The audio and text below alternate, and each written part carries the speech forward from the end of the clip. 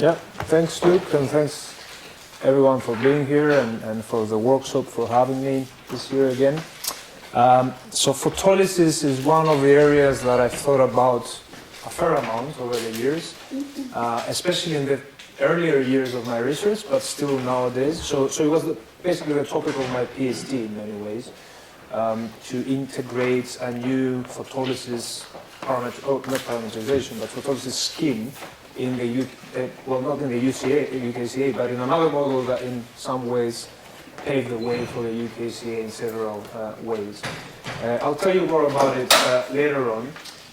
What is photolysis, first of all, because maybe not everyone is familiar already. So photolysis is the breakdown of molecules,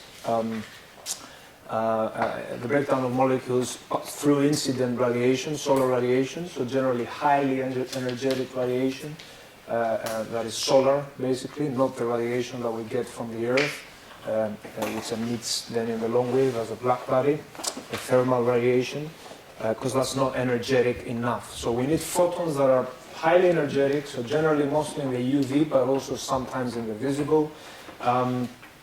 And then that breaks down molecules, and as I'll say in a minute, causes a lot of interesting things to happen and makes the atmosphere very different to what it would be without it. Okay? Luke, is this on? I'm not sure if that's on. Yeah? Okay, good. Okay, so I started a tradition last year actually, and posted a photo from Crete on my way back at the airport. So I went again. So I'm from Greece originally, but I work at Imperial College as a senior lecturer there. So I travel there every Christmas, and I'm a weather enthusiast, you can say. So I like to observe the weather. I talk about it with other people and so on. This year was quite boring, in the sense that there were not many phenomena. Last year the picture was that when I was traveling. So the snow was all the way down to sea level, and I asked the same question. So, knowing now that photolysis is something that has to do a lot with solar radiation, what do you think were the favorable factors on that particular day when I was coming back a couple of days ago from Crete? So what do you think are the favorable factors in this particular case? Why would photolysis be intense or not? Some ideas? No clouds. No clouds, clear sky, yeah, plenty of sunshine. What else? Especially if you're around here, perhaps. Yeah, albedo causing a lot of reflection, right? And a lot of fresh snow, by the way. So that was from, over the course of Christmas, a lot of high elevation snow. Any other ideas? There's another one that I have in mind, but it's a bit more. Multiple scattering? Yeah, by what though? Haze. There is a bit of haze. You're right. Yeah. So scattering can amplify, photolysis indeed through changing the direction, but a lot of forward peaks in several cases. But at the same time, because it was very windy and stormy the days before that, you also had a lot of clearing of any pollution that existed in the area. That's not a very polluted place, but there is some pollution, from different activities. So again, that's how it was last year. Even more photolysis, perhaps you can say. And the extra bit of information maybe you can take is the phone number of herds in the local office of Crete, if you want to go rent a car at some point. That was accidental. Okay, so what are the aims and objectives? I'm going to talk to you about why photolysis is important. So more than what I just told you. And then I'm going to tell you what we need in order to model photolysis. What are the main quantities that we need? And then discuss how photolysis is accounted for in the UKCA through this FastJX photolysis scheme, which was primarily developed by Oliver Wilde, who will lecture you or has already lectured you. Already? Yeah, okay. So he is the guru of FastJ in many ways, together with Michael Prather. Okay, and then finally describe, if we have time, give some examples of science that has been done with photolysis at its center, and specifically using FastJ or FastJX, which is the next version, as the tool to understand the role of photolysis, in the atmospheric chemistry and climate system. So radiation is at the center of, the Earth system. As I was telling Luke, I think just before, yesterday I started lecturing a new course at Imperial, the atmospheric physics course. 26 lectures, everything about the dynamics, climate change, thermodynamics of the atmosphere. But we start from radiation.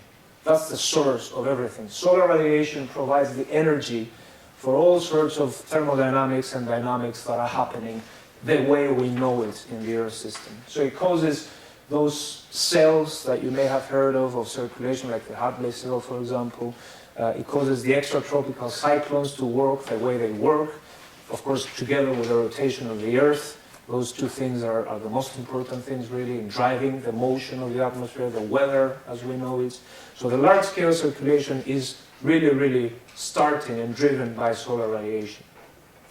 And at the same time, even smaller scale circulation, like monsoon systems or local land sea breezes, they also have to do with solar radiation. So solar radiation hits the land and the ocean, but because of the different thermal capacities of the land and the ocean, there is different rates of change in temperature.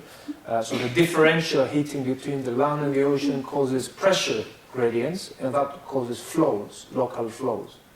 And that's what causes the sea breezes, and that's when you have relatively stable conditions. And that's what causes things like the monsoons in South Asia, East Asia, because of the land actually warming up faster than the ocean in the summer. Okay? And that causes the flow of moisture into the land and rainfall. But then a big importance for atmospheric chemistry as well. So if we consider a composition climate model like the UKCA, this model will have a thermodynamic equation in this form or some other form. So basically what it tells you is that the rate of energy change in a particular point in space and time is given by the flux divergence of energy, so how much energy is converging or diverging in that box because of the basically flow of air, right, of more or less energetic air, plus a term that has to do with diabatic heating. So heating that is caused by greenhouse gases, that is caused by things that absorb radiation in the short wave, or cooling because of aerosol scattering and so on. Okay? So this way you can affect temperatures, you affect energy, and that affects temperatures in a climate model or a composition climate model. And then temperatures will tend to affect all sorts of things that affect chemistry. So humidity, rainfall, pressure, winds, turbulence, lightning, all these things will be affected by the change of energy, the local change of energy, and of course the large-scale changes of energy induced by different things, either the flow of air or diabatic heating. These are indirect ways how solar radiation can affect photolysis and chemistry in general. But the most direct way is the direct influence of solar radiation on the breakdown of molecules, as we said before. Okay? This initiates cycles in the atmosphere that are so central that, again, atmospheric composition and chemistry will be nothing like what we know it is in the Earth's atmosphere nowadays. So we have, oh, there's a baby. So if the babies are interested in photolysis, they want to come in and see. Okay, so this is a rough schematic. Of course, there's more complicated schematics, but basically this absorbed radiation is really what matters, this 19%, and especially the fraction that is absorbed by gas molecules in the atmosphere is really what matters for photolysis. Okay? And what kind of absorption do different important molecules exert? This is not all the molecules that are important in the atmosphere. These are just some examples. You have the short wave here, so UV and then visible part of the spectrum up to about 800 nanometers. And then beyond that point, you have the long wave, which is also typically divided in the solar infrared, up to 3,000 nanometers or 3 micrometers up to here. And then this is the thermal infrared, which is the part of the radiation that is mostly coming from the Earth's surface, which emits as a black body the energy that it has received from the sun. Okay? So this is the total absorption, one being totally absorbing, and then you see some windows in different regions, the shortwave and the infrared window here between 8 and 12,000 nanometers. And then you see different absorption peaks, and you can attribute them to the different species here. The most important by far being water vapor, but as you know, water vapor is not something that we directly change, it's a feedback, but nevertheless very, very central, very important. Then you see CO2, which absorbs both in the thermal and in the solar infrared, another, as you know, very important gas. N2O and also methane and CFCs, as I say here, they mostly have spikes in the thermal infrared, so they're also particularly important. And then we have ozone and oxygen and ozone, which are the big players in the shortwave. Okay? So you see that pretty much all the radiation in those high energies doesn't actually reach us down to the surface, and that's because of oxygen and ozone. We'll see more about those bands of absorption in a minute. Ozone has also an absorption, weak absorption band here called the Shapley band, but also that's where NO2 absorption peaks, which is very important for its own photolysis, its own breakdown, as you'll see in a minute. So really what matters for photolysis is that part. There is also those spikes, this is ozone here, which you can see again down here in the total absorption. You see that ozone is the big player in the window, and that's what makes ozone a relatively important greenhouse gas, even though it's much less abundant compared to other greenhouse gases. It absorbs in an area where there is no other players, right? So it has a quite strong radiative forcing efficiency, you can say. But again, for photolysis, what matters is this part, which is dominated by oxygen and ozone, plus a few other species that you will see later on. Now, oxygen, ozone, and NO2, which is the other central photolysis related species, have those spectra of absorption. This is the absorption cross-section, so a probability of a photon to be absorbed, basically, if it's incident on a molecule of oxygen, ozone, and NO2. So you see that for oxygen, pretty much everything dies off at 250 nanometers. And 250 nanometers is a part of the spectrum that you will not find in the troposphere. So you really have a lot of absorption by ozone happening in the mesosphere and the stratosphere, but not so much in the troposphere. Only really sometimes in the upper tropical troposphere. Okay? So not important for tropospheric chemistry so much, but very important for stratospheric chemistry. That's really the process that initiates ozone production in the stratosphere. So the ozone layer forms because of ozone absorbing radiation and then being photolized.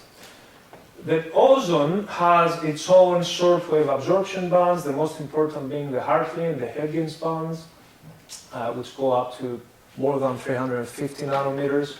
But you'll see in a minute that this is not the upper limit for ozone photolysis. The cutoff is somewhat lower. Similarly for NO2, even though photons are absorbed up to 600 nanometers, the cutoff is much lower. It's around here, basically. And you will see in a minute that that's because of another quantity called the quantum yield. Or basically because the quantity is just a reflection of the fact that not every photon that is going to be absorbed is going to lead into the breakdown of the molecule. It needs to be energetic enough, as you will see later on. And then again, you have the Shapley band here for ozone, which is quite weak. And when it comes to it's important, but when it comes to photolysis, these are the bands that are the most important, the Hartley and the Higgins bands, which are generally up to 300 and something nanometers. And they're important both in the troposphere and in the stratosphere.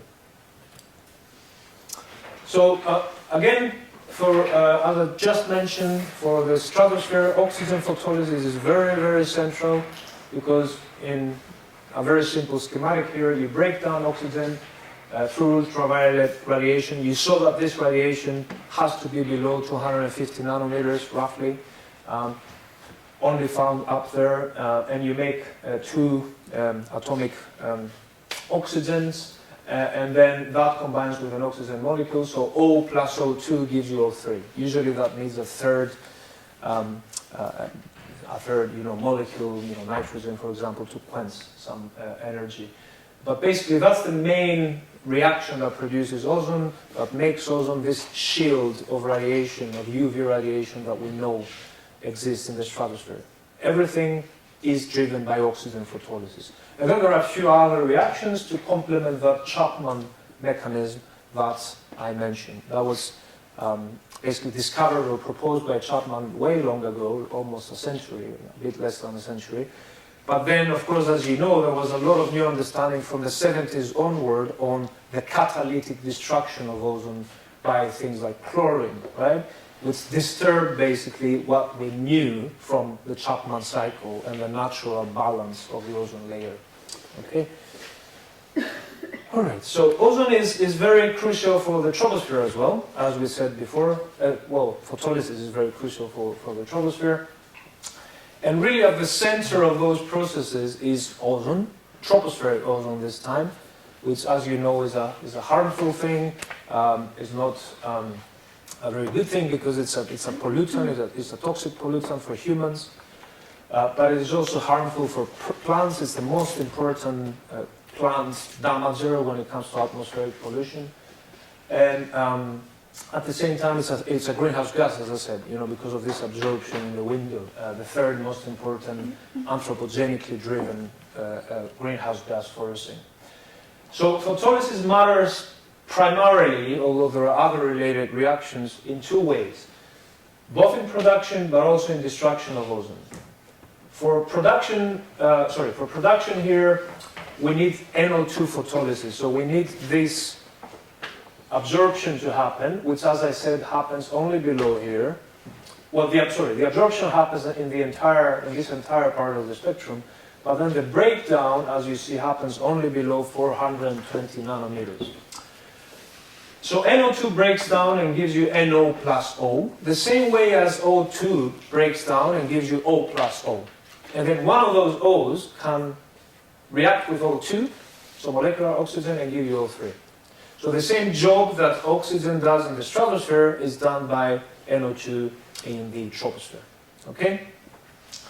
And then that's the liberated atom, as I said, connects with O2 and produces O3.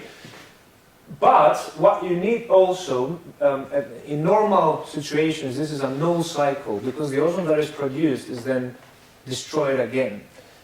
The thing that you need is this NO2 recycling, or NOx recycling. So the NO2 can combine with those peroxy radicals, or HO2 as well, which are produced through the emission of carbon-containing species like methane, CO, non-methane volatile organic compounds. You need always, you need the oxidants of the most important oxidant of the atmosphere usually, to convert those species into peroxy radicals. And the peroxy radicals have the ability to recycle NO back to NO2 without losing your ozone molecule. Okay? So in every one of those cycles, you gain a new ozone molecule. All right? So very important process is NO2 photolysis, as long as there are also those species to maintain the cycle going. Destruction is pretty much dominated in many cases by the direct photolysis of ozone below 320 nanometers. Okay. Any questions so far? No? Now, okay, I'll skip this now, and I'll move on to O8. So another thing that photolysis is very important for is the hydroxyl radical. So we have radiation breaking down ozone. It's exactly the same reaction that you see here, being the most important destroyer of ozone itself. But that produces this excited oxygen atom, which combines with water vapor to produce O8. So basically what you need to produce plenty of O8 There's a lot of incident radiation below 320 nanometers. You need plenty of ozone in the first place to break down, and then you need water vapor. So which area of the globe do you think has those conditions? A lot of radiation, a lot of water vapor, and substantial ozone. Any ideas? Let's start from the first two. So plenty of radiation and plenty of water vapor. Tropics, right? Yeah. And the tropics are not always rich in ozone. It depends on where you are and whether there are precursors of ozone around, like in a biomass burning dominated area, or some of the anthropogenically active regions nowadays, Southeast Asia, some parts of Africa nowadays, Brazil, of course. So there is some ozone in locations. Also, ozone produced from natural, from vegetation and precursor emissions and so on. So generally, always, in a nutshell, is also very, very much dependent on photolysis. It's really driven by photolysis, its production. So again, the thing I forgot to say, in case you don't know, that OH is the detergent of the atmosphere. It removes a lot of species like CO, methane, volatile organic compounds, other volatile organic compounds. It produces aerosols through oxidation processes that make more condensable species that make secondary aerosols in the atmosphere. So it's a very, very, very crucial species, and very actually relatively poorly understood species. It's a big challenge nowadays in atmospheric chemistry, global atmospheric chemistry studies. The group here in Cambridge, the Met Office, other groups as well have done some good work on that. I've done some work on that as well in the past and currently. But it's a big challenge. And part of the challenge comes from the representation of this bit of photolysis and how photolysis affects OH in the models. Okay. Now I'm going to mention this quantum yield again. So quantum yield is the probability of, the number of molecules photolysed per photon absorbed. So after you absorb, you're not sure you're going to have photolysis. So as you see here, for ozone to produce O1D, which destroys ozone and produces OH, this cutoff is around 320 nanometers, okay? And then for NO to be produced by NO2, so for NO2 to break down and give you NO, which is, as you saw, a very central process for producing tropospheric ozone, the cutoff is around 420 nanometers, not 600, which is up to where it can actually absorb radiation. For oxygen, by the way, which we saw earlier, the upper limit is indeed set by the absorption cross-section. The quantum yield is not set in the upper limit. Okay, I think I'll skip this one. This is from a good old book by two of the biggest figures in global atmospheric chemistry from the past and present. They're still active, Guy Brasser and Susan Solomon. You can have a look at that, but maybe I'll focus on this, which is my own summary of important photolysis processes in the atmosphere. Some of them we've talked about already. Oxygen photolysis in the very high energetic cases produces ozone in the stratosphere. The ozone layer basically depends on that. Ozone photolysis is the major, the major channel of ozone destruction, but also produces OH, which is so important. NO2 photolysis initiates the tropospheric ozone production the same way as oxygen photolysis initiates stratospheric ozone production.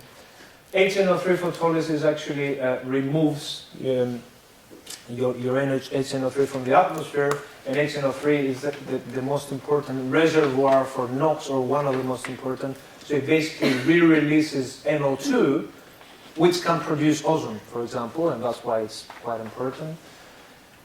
Those two processes are both important and interesting, perhaps less than the other ones above, but still very, very useful, well, very crucial in some particular environments, because they contribute to HOX and OH production, okay, in different places and different quantities depending on the place.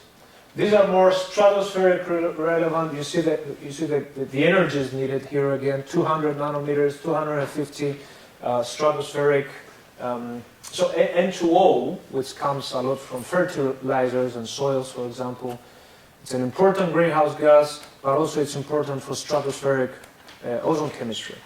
So the same way as you can have chlorine-driven catalytic ozone destructions, you can have nitrogen-driven catalytic ozone destruction. And I think they were discovered just a bit earlier by Paul Crutzen, before the chlorine ones. Thinking about supersonic aircraft flying in the stratosphere, producing a lot of NOx there and possibly destroying ozone. So the way to do that is to ascend slowly and inertly, as N2O does. It doesn't react in the troposphere. It goes up into the stratosphere, finds those wavelengths which don't exist lower down, and is broken down, and that provides a major source of NOx in the stratosphere, which can then destroy ozone catalytically in a similar way to chlorine. And similarly, again, photolysis is what drives the breakdown of CFCs to release chlorine. It's a little bit more complicated because you have chlorine activation, especially in the polar ozone depletion and polar stratospheric clouds and so on. But basically, without photolysis, nothing that we know about the ozone hole, the ozone depletion in polar latitudes, and not only, would hold. Because what you need in the end is the sun to come out in spring, and that's why the biggest ozone hole is in spring, the sun to come out and photolysis to start happening. Otherwise, chlorine wouldn't do the job of destroying the ozone. Okay, now we're finished discussing why it's important. Hopefully that's now settled. Some of that you might have already known, some of that might be new. So we think, well, we believe that it's certainly important thing for the atmosphere, and indeed for atmospheric chemistry. But how do we calculate photolysis? How do we represent it in models? So basically it's this equation here. So the J value is what we call the photolysis rate constant, or photolysis frequency. So it's basically a frequency, it's per unit time. That's the dimension that you have, as I say here as well. And that means that if you multiply it by the rate of change of by the change of mass of a particular constituent, or change of concentration, as I say here, you have, if you multiply that by the photolysis, if you multiply the concentration by the photolysis, you get the rate of change. Because you multiply something that is in dimensions of mass by something that is in dimensions of inverse time, so you have mass per unit time. So this multiplication of a photolysis rate with a concentration gives you basically the flux of loss of a species like oxygen, ozone, NO2, and so on, through photolysis. Okay? And then how do we calculate J? So A is the same as here, but the rest is the calculation of A. You basically need three things. You need the absorption cross-section, which we've talked about here and earlier. It's the probability of a photon to be absorbed, basically. And then you have the quantum yield, which is, okay, it's absorbed, but what is it that happens afterwards? Is it going to break down or is it not? Okay? And then it's a solar actinic flux. So this is actually how much radiation you have. If I'm the molecule to break down here, how much is the integrated solar radiation that I get from any direction? 4 pi integrated. Okay? And then we integrate over all the wavelengths of interest. Yeah?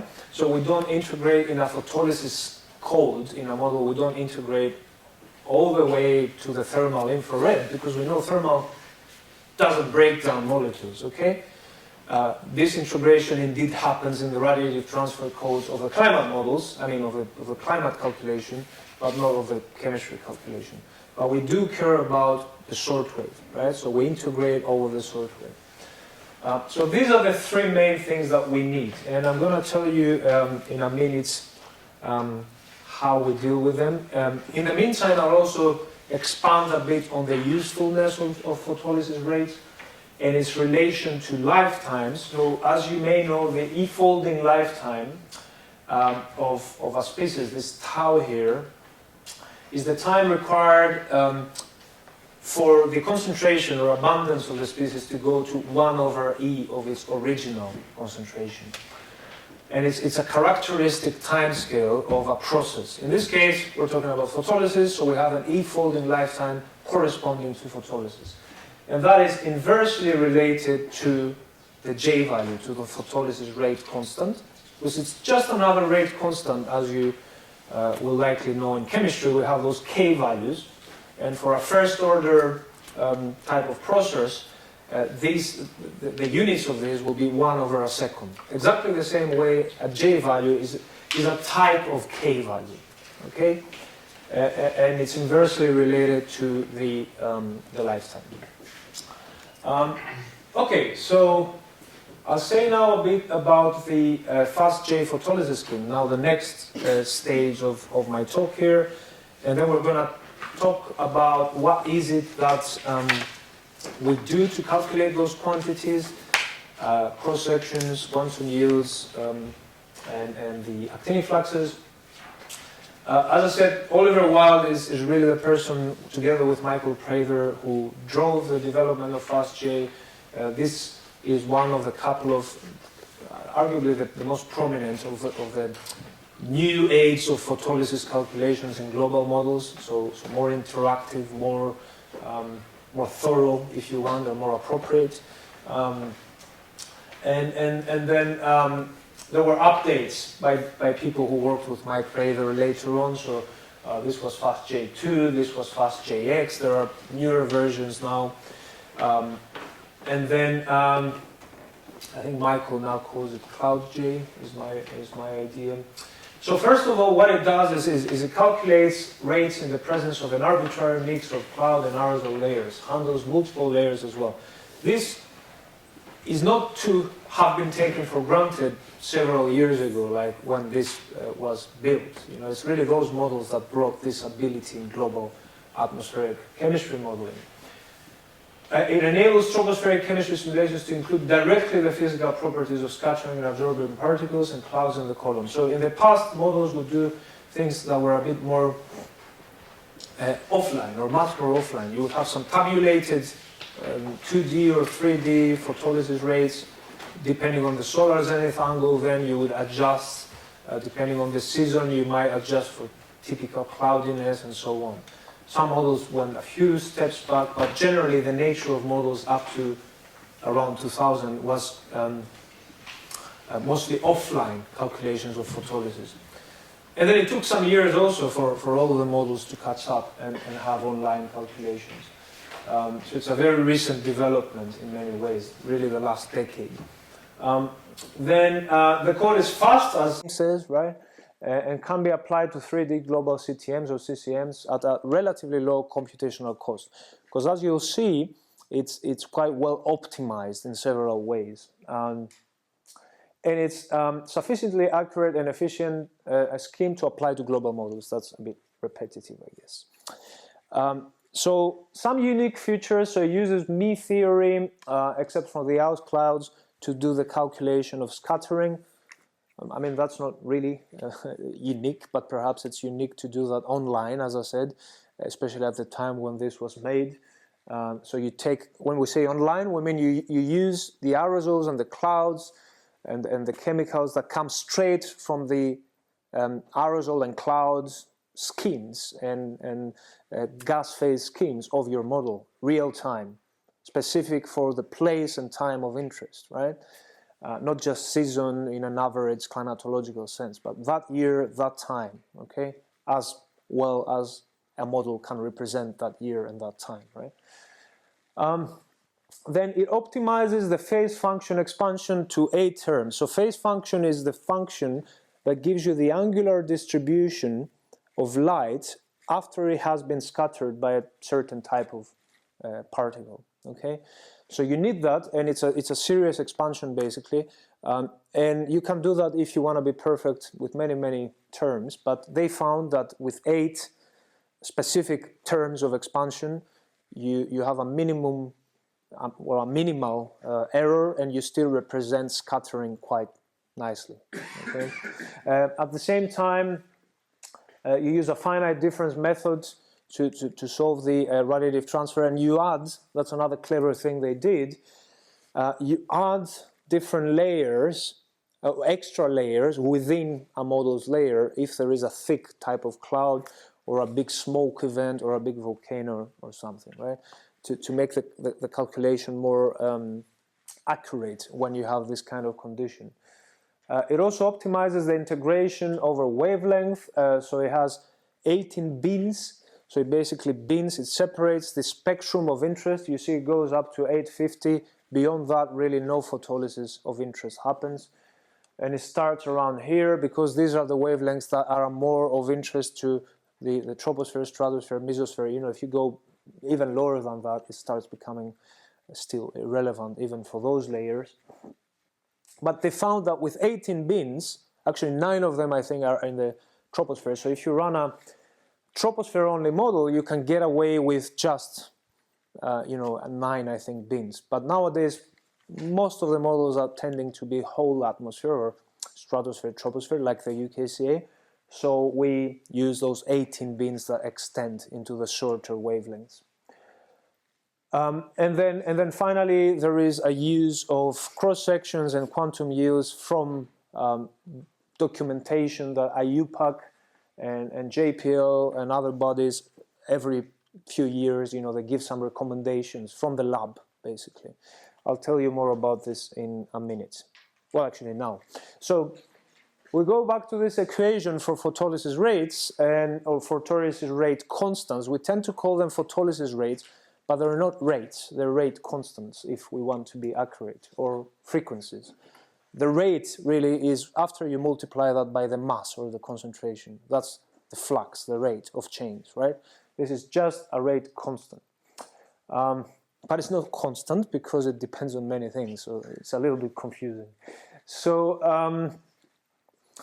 the cross-section and quantum yields, as I say here, are measured in the lab, so all those very important people they have done and are still doing work that, we wouldn't have our models without all this work in the lab of how those molecules absorb and are broken down, in the case of quantum yields, for different incident solar radiation, for different temperatures, pressures, as I say here, or maybe I don't say that, yeah. So they can be temperature dependent, sometimes pressure dependent, those processes. And then we tabulate those values. We have a file. I think the latest one is this one, and that has I'll show you a screen grab so that you see how it looks. It has those values of cross sections and quantum yields that then the model goes and picks, and then it adjusts them depending on the temperature, pressure, and so on for temperature and pressure dependent processes. Most of them are temperature dependent. Some of them are pressure dependent. As I say here, you have this adjustment. So if your model thinks that in these grid pockets of the atmosphere, let's say you're at level 10 above the Amazon or above Alaska, and the temperature is going to be that much, usually the tables have 3 different values at 3 different temperatures, and then you interpolate, you find your temperature and you interpolate. Right, so this is how it looks. So here at the top you have the different wavelengths, 18 wavelengths. You might wonder, okay, but this says 574. You told me 800 or something. Well, that's the centers of the bins, okay? So the last bin is quite wide and relatively unimportant, okay? And then you have the solar constant. So that's the fluxes at the top of the atmosphere, which of course a photolysis scheme needs to know. You need to know what's the solar constant. These are the fluxes at the different wavelengths. This is for Rayleigh scattering, so from atmospheric molecules, and then this is the of air, and then this is for oxygen, for example, for ozone. If you go further down, you start seeing all the different species, some of which we have already discussed. H2O2, formaldehyde, N2O, CFCs. These are all broken down, NO2, and these are all important. And what you see is one value for every wavelength, right? So that's the absorption cross-section, so the probability of a photon to be absorbed at a temperature of 180, and then again for a temperature of 260, and again for a temperature of 300, for all different wavelengths. So then, you know, your model goes and finds the temperature that you have in reality and interpolates and so on. Then finally, the last and very important and expensive step is the radiative transfer. Just like in a climate model, as I have in a slide, I didn't say it earlier on, chemistry climate models tend to have two radiation schemes, which is a bit costly, I think, but it's I think a symptom of the fact maybe that the two communities evolved separately, the global atmospheric community and the climate community in the past. Nowadays, not so much, but because these are big beasts, I think it's very hard to blend them into one. Anyway, there might be other reasons as well, and I can name a few, but it is a heavy part both of the chemistry model and of the climate model to do the radiative transfer calculation. So basically you have the different things of interest, clouds, like the ones that didn't exist in Crete a couple of days ago, surface albedo, the one that was very high in Crete a few days ago, especially in those mountainous areas, and then gases, aerosols, and so on. You mentioned haze, for example. And these are all modeled in many cases, and depending on the global atmospheric model. In the UKCA case, I think all of them are modeled, the ones that are used in the photolysis calculation. So those quantities are fed from the main model, from the different components of the main model, like the cloud scheme, aerosol scheme, and so on, into the radiative transfer calculation. I cannot remember if the aerosol, is it in, Fiona, the aerosol? No, okay, so that's the only thing remaining, because it's the most complicated one, but it's something that some of us have been thinking for some time, especially at the Met's office, and it could be integrated in the near future. So first of all, we have a direct component. This is basically, to some extent, what Beer-Lambert law tells you. But then you have the 4-pi integrated mean specific intensity from all directions that is diffuse, and that needs to be taken into account. And the quantities that are involved in these calculations, or the most important ones, are the single scattering albedo, which is a number, one single number, for a specific type of aerosol or cloud. Did you signal or anything? No. Okay, right. This gives you the ratio of scattering to absorption. Okay, so if it's 1, it's very highly scattering as a type of aerosol or cloud. If it's much lower than 1, it's actually a very absorbing one. Okay, then the scattering phase function is the thing I told you earlier that gives you the angular distribution of radiation after the scattering. Some types of aerosols tend to have forward peaks. The smaller ones tend to be more isotropically scattering. There's a whole science behind that, but that's represented by the scattering phase functions. The Rayleigh scattering regime, as I say here, has more forward, it has a more symmetric type of scattering, and for larger particles you tend to have a more forward peak. And then those two are pre-calculated for 5 wavelengths using an offline code. That was a code that was provided to us by Michael Mishchenko from NASA GIS, well, to Oliver and Michael in the first place. So you give it the refractive indices and the sizes, the effective radii, as we say, of the different particles, and it does the Mie scattering calculation for you, and it tells you, okay, in your model, you need to use those phase functions and those single scattering albedos for this type of aerosol. And when we say this type of aerosol, we don't only mean dust, but we mean, for example, fine dust, coarse dust, blah, blah, blah. So different models separate aerosol tracers in different ways, right?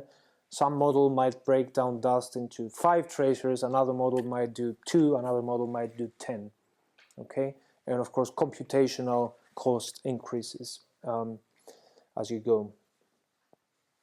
Well, I think I may skip that. I'll quickly say that this is generally about scattering and absorption by aerosols and clouds. So you can always go back to this, or of course to many textbooks, and read about them. But the most important absorber when it comes to aerosols is black carbon. When it comes to scattering, all of the other types of aerosols are heavy scatterers, especially sulfates are the most important. Dust also has some absorption component that is quite important, but it also scatters radiation quite a lot.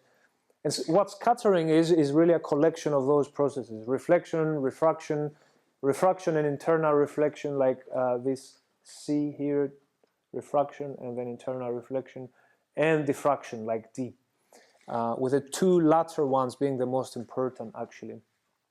This is the scattering efficiency, just an example here. I don't think I'll go into this in the interest of time. But this is how it looks in the offline tables that, again, FastJ is using for the optical properties. The optical properties are not calculated online. I don't think any model does it this way. So you have those pre-calculated optical properties, and then you go into your model and you say, okay, what particle am I dealing with? Am I dealing with, I think that's water, a particular type of water. You have the effective radii here, something about, no, it's actually here, the effective radius, information about the refractive indices and so on. It's this one here.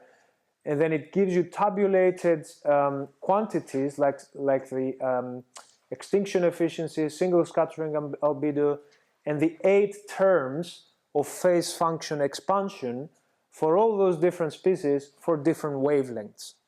The type of scattering will depend also on the wavelength, right? And basically on the relative size of the wavelength compared to the particle. So this is how it looks in this file, which is called fjx_scat.dat. That's where you can find all the information on the optical properties, and that's where you can add new information if you're interested in photolysis in the future. So if you want to introduce a new tracer, for example, that affects photolysis, or you want to break down dust or clouds in a different way, then you go back to that Mishenko code. I've done that in the past, but with a GIS model, the model of NASA. You go back, you give it some representative effective radii, so typical radii basically, and typical radii for radiation. It's a bit more complicated, and the refractive indices, and then it gives you those tables basically for the new species or the different species that you may want to introduce. And now, what is it really that FastJ does in terms of sequence? This is a flowchart. This is a flowchart I made for my PhD. As I said, for my PhD, I integrated FastJ in PTOMCAT, which was a CTM. There are still different versions of that CTM, especially in Leeds. And in some ways, those developments also were later kind of paved the way for what Paul Telford then did, which was another major undertaking, because always when you take a big photolysis code, we're talking about some thousands of lines of codes, to put in a multi-100,000 of line of climate chemistry model, it's a big task, and there is always many complications. This is how it works offline, standalone, before you couple it to any global atmospheric model. So you read the basic inputs, so for example, the time, the location, surface albedo, pressures, and so on, pressure structure of your atmosphere, your reactions, so what are the reactions that you want to do photolysis for, cross-sections and quantum yields from those offline files that I mentioned before, ozone and temperature climatology. That's what the original offline FastJ did, but in a climate model, climate chemistry model, you have your ozone from your model, and you have your temperatures from your model as well. 3-dimensional real-time temperatures and ozone, and that's what happens in UKCA.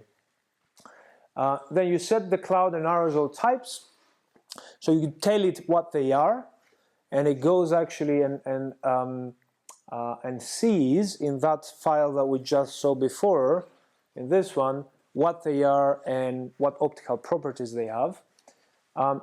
You calculate the solar zenith angle, so where are you basically on the Earth and what's the time of the day and season and so on. There is always an angle involved there with the sun. And then that leads to the calculations of spherical geometry. You construct aerosol profiles. Sorry, you go this way. You integrate the oxygen and ozone and temperature climatologies onto the CTM layers. You construct cloud and aerosol profiles. So basically, in this case of UKCA, it wouldn't be construct. It would be just read them in from the cloud and the aerosol schemes, basically. You calculate the spherical geometry. You perform the Mie calculations. That's the most expensive part. So basically, that's where you do the radiative transfer calculation. Interpolate cross-sections and quantum yields. So after you've done the radiative transfer and you've calculated the F, the actinic flux, then you need to multiply them with the other two things, the absorption cross-section and the quantum yield. You multiply them and you get your photolysis rate constant. And of course, there's many, many loops in there, you know, the longitude, latitude, level, you know, time, wavelength, all sorts of loops for which you do that calculation. This is from Paul Telford's paper when he integrated FastJ and UKCA. He wrote a nice paper evaluating what happened. And this is the reactions that are mainly UKCA when it comes to photolysis. You see they're all involve one molecule that breaks down and gives you one or more other molecules, right? So some of them are the reactions I've already told you are very important, but you see there's way more. There is actually 54 photolysis reactions, but some of them of high relevance to the stratosphere rather than the troposphere. Okay, do I have 5 minutes or shall I just, I'll shorten it. Maybe I'll just say that in the end I've appended some results from photolysis calculations, from photolysis relevant research, both for myself but also from other people. I won't go into the details, but you're very much encouraged to have a look. Every one of those slides has to do with a different factor that affects photolysis. So I start here from stratospheric ozone. So ozone gets depleted, ozone recovers in the future, photolysis frequencies go down, and tropospheric OH goes down as well. A possibly important implication of stratospheric ozone recovery is that OH might respond in the troposphere. This is also about ozone depletion affecting other things through photolysis very strongly. A paper I wrote about a world avoided scenario and what that world avoided meaning what would happen if we hadn't had the Montreal Protocol that controlled CFCs. But what are the implications for the troposphere? This paper is about oxidation and photolysis being the main link here in the troposphere because of ozone depletion. Similarly, other people have done work on, not on world avoided, but on ozone, stratospheric ozone effects on the troposphere via photolysis. This is from my PhD on model improvements when you include an interactive photolysis scheme, FastJ in this case, FastJX, instead of an offline photolysis scheme. You can see that compared to these, the red one here is much better capturing the black one. So this is the old model, and the red one is the new model, and the black is observations. You see how drastic the improvement is.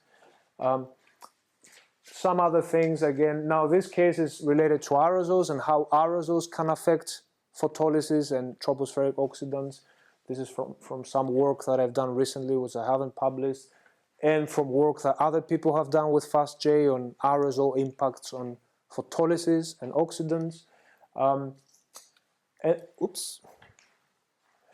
And this finally is the albedo link. So if the Arctic loses all its ice in the future, as we expect, at least in the summer season, or especially in the summer season, you have a strong implication for oxidation because of photolysis being actually reduced quite drastically.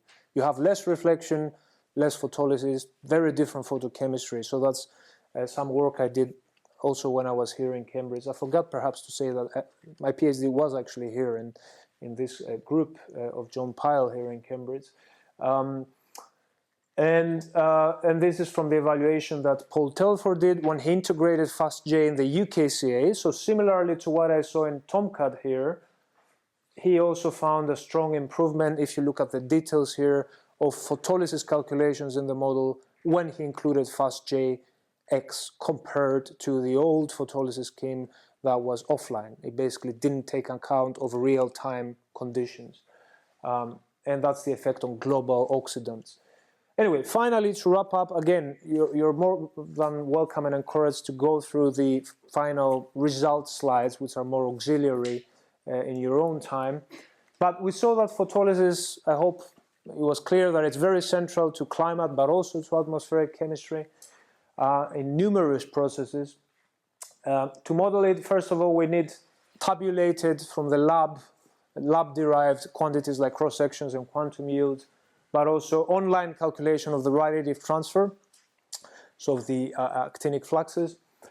FastJ is one of the state-of-the-art models that we have, perhaps the most well-known model, well-established model that does it in a real-time fashion, online, takes into account the real modeled atmosphere rather than some climatology, and at the same time it's efficient. And as you briefly saw, we have some nice scientific work that has been done with FastJ, telling us things about how different components of the atmosphere affect photolysis and other things. But of course, that's just the sort of the vitrine, because it's related to photolysis, and I presented it here. There's so many other things that photolysis plays a role behind the scenes. So papers that people write and studies that people do that are on other aspects of atmospheric chemistry and climate, very typically will involve some photolysis calculations behind the scenes, right? And of course, as FastJ is a key tool of UKCA, it will be a key tool in the UKSM as well, and other UK ESM versions after UKSM 1. And as you see, there is scope for exploring a lot of different things in the future, also linked to Earth system interactions and the role of photolysis. If anything, the paper, for example, that I wrote on how CFCs affect the stratosphere, and that affects photolysis, and that affects tropospheric chemistry and aerosols, tells us that you really need an Earth system way of thinking to even understand single component things like photolysis, for example. Okay, that's it from me. Thank you very much.